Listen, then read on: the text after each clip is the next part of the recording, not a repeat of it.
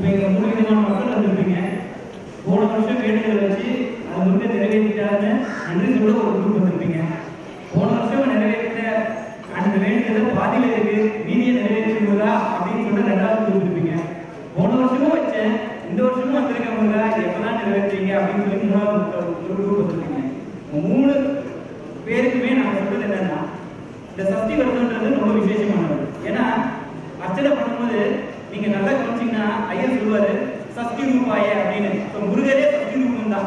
அந்த சஷ்டியில நீங்க விரதம் இருக்கீங்க, சஷ்டியில ஒரு விஷயத்த நீங்க வேண்டுறீங்க, அது வந்து முருகர் வந்து நிறைவேற்ற கொஞ்சம் லேட் ஆகுது அப்படின்னா இன்னமும் கொஞ்சம் உங்களுக்கு எக்ஸ்ட்ரா பண்ணணும்னு அவர் நினைச்சிட்டு இருக்காரு. ஏன்னா நம்ம மனுஷன் ஆஃப்டர் நம்ம ஹியூமன் பீயிங் தான், சின்ன விஷயமா நினைப்போம். முருகர் வந்து நாம கொடுக்குற பாரு கொஞ்சம் வெயிட் பண்ணி, இன்னும் பெருசா இருக்கு, நீ இந்த வாழ்க்கையிலே மறக்கக்கூடாதுன்னு ஒரு பெரிய விஷயம் உங்களுக்காக காத்துட்டு இருக்கு. அது நிச்சயம் அடுத்த சஷ்டிக்குள்ள நிறைவேறும். வெற்றிவே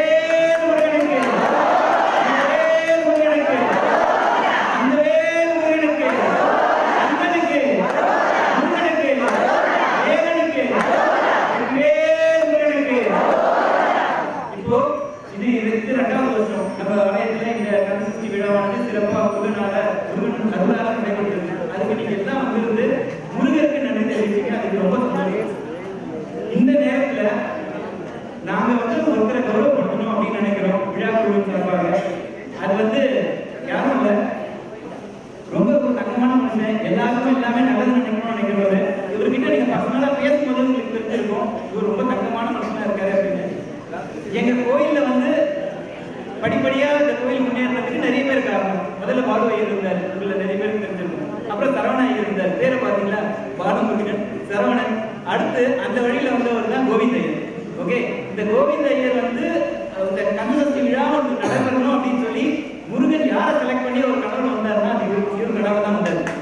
ஓகேங்களா, எந்த அளவுக்கு மென்மையான ஒரு மனுஷனா இருப்பாருன்னு பாருங்க. முருகனே வந்து ஒரு கடவுள் வந்து சொல்றாரு. ஏன்னா சாதாரணமான கோயில்ல இருக்கக்கூடிய குருக்கள் பேர் இல்லை. ஏன்னா அவர் விரதம் இருக்காரு, கொஞ்சம் கூட சாப்பிடாம விரதம் இருந்து ஒரு விஷயத்தை நடத்துறாரு. யாருக்காக? நமக்காக. ஸோ நீங்க இங்க வரீங்க, போன வருஷம் வந்து இது நிறைவேறிச்சு, ஒரு நாள் சந்தோஷமா நீங்க வந்திருக்கீங்கன்னா அதுக்கு காரணம் இங்க நடைபெற பூஜை. அது வந்து அந்த சம்பிரதாயங்களோட நடைபெறுது. அதுக்கான உபவாசத்தோட அவர் இருக்காரு.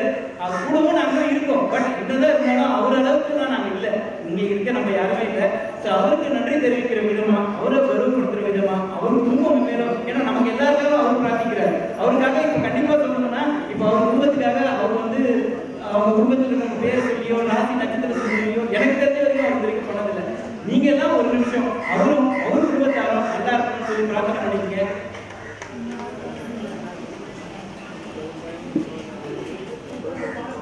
குடும்பத்தில் ஆயுள்